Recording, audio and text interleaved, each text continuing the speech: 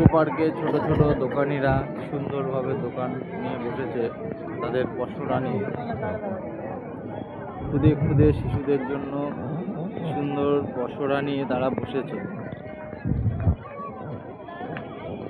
একটা অনুভূতিই আলাদা। বছরের শেষ রবিবার প্রত্যেকেই তার পরিবার পরিজনকে নিয়ে তারা ঘুরতে এসছে। প্রায় বিকেল হয়ে আসছে, কিন্তু তাও মানুষের ঢল এখনো পর্যন্ত ইকো পার্কে এক ফোঁটাও কমেনি।